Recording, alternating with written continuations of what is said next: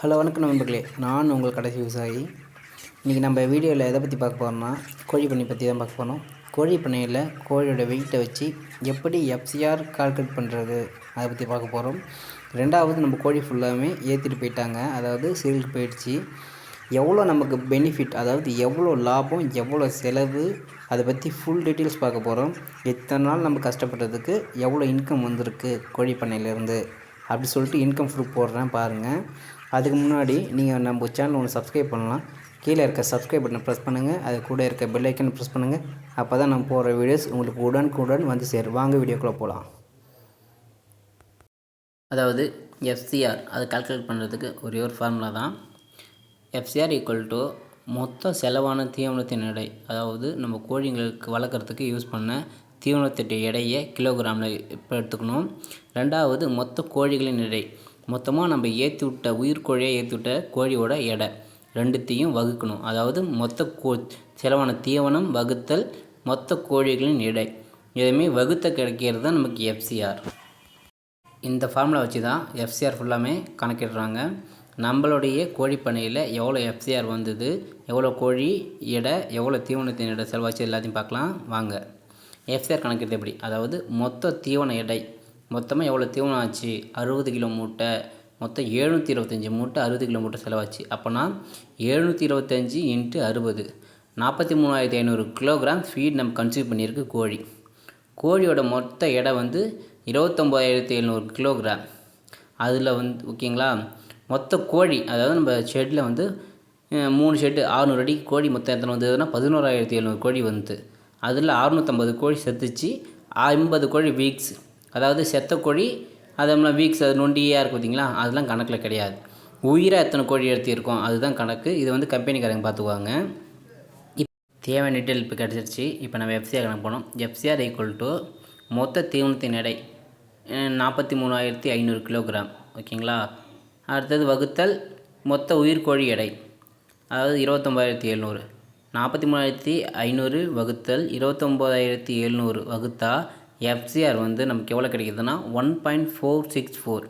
அதாவது FCRோட வேல்யூ 1.46. இதுதான் இப்படி தான் FCR கணக்கு பண்ணணும். இதுதான் எல்லா விதமான இதுவுமே பண்ணையிலையுமே, அதாவது மாடாகட்டும் கோழியாகட்டும் எல்லாத்துக்கும் இதுதான் FCR கணக்கு பண்ணுறது. இப்போ நமக்கு எவ்வளோ வருமானம் வந்திருக்கு, அதாவது ஒவ்வொரு FCR ப்ரைஸுக்கும் ஒவ்வொரு விதமான ப்ரைஸ் தருவாங்க. 1.46 ஒரு ப்ரைஸ், 1.47 ஒரு ப்ரைஸ், 1.48 ஒரு ப்ரைஸ். அது மாதிரி ஒவ்வொரு பாயிண்ட்டுக்குமே ஒரு 15 பைசா 20 பைசா எக்ஸ்ட்ரா ஆகிட்டே இருக்கும், கம்மியாகிட்டே இருக்கும். ஓகேங்களா. அதாவது FCR குறைய குறைய நமக்கு காசு அதிகமாகிட்டே இருக்கும், FCR அதிகமாக காசு குறைஞ்சிட்டே இருக்கும். இப்போ நமக்கு FCR 1.46. இதுக்கூட ப்ரைஸ் ஒரு கிலோவுக்கு 11 ரூபா 40 பைசா நமக்கு ஒரு கிலோவுக்கு கொடுத்துருக்காங்க. இந்த ஒரு கிலோவுக்கு 11 ரூபா 40 பைசா கொடுத்துருக்காங்க. அதை மொத்த கோழி எத்தனை கிலோ ஏற்றி விட்ருக்கோம், 29,700 கிலோகிராம் ஏற்றி விட்ருக்கோம். அதாவது 29,000 × 11 ரூபா 40 பைசா பெருக்குனா 3,38,580 ரூபா நமக்கு இந்த வாட்டி நம்ம கோழி ஏற்றி விட்டதுக்கு 3,38,580 ரூபா. இதில் ஒரு 38,000 ரூபா, ஏன்னா நம்ம தேங்காய் நார் வாங்கியிருப்போம், கரண்ட் பில்லு, அதில் க்ளீனிங் ப்ராசஸ்ஸு, சுண்ணாம்பு, ஆள் கூலி, இதெல்லாம் போக ஒரு 30,000 35,000 காலியாகுதுன்னு வச்சுக்கோங்க. அப்போ ரவுண்ட் ஃபிகராக 3 லட்ச ரூபா நம்ம இன்கம் வருது. அதாவது நம்ம கோழி பண்ண 45 நாள் கஷ்டப்பட்டதுக்கு நமக்கு 3 லட்ச ரூபா வருது. அதாவது இதில் இந்த கோழி பண்ணை பொறுத்தவரை இன்னும் ஒன் டைம் இன்வெஸ்ட்மெண்ட்டு, பட் ஆனால் லைஃப் டைம் இன்கம். அதாவது இந்த ஷெட்டு போகிறதுக்கு மட்டும் 30 லட்ச ரூபா ஆச்சு, 32 ரூபா சம்திங் ஆச்சு. நமக்கு 2 months ஒன்ஸ், அதாவது 45 நாள் கோழி வளர்க்க போகிறோம், 15 நாள் க்ளீனிங் ப்ராசஸ், 2 மாதத்துக்கு 3 லட்ச ரூபா. அப்படின்னா ஒரு மாதத்துக்கு 1.5 lakh இன்கம் தரக்கூடிய தொழில் இது.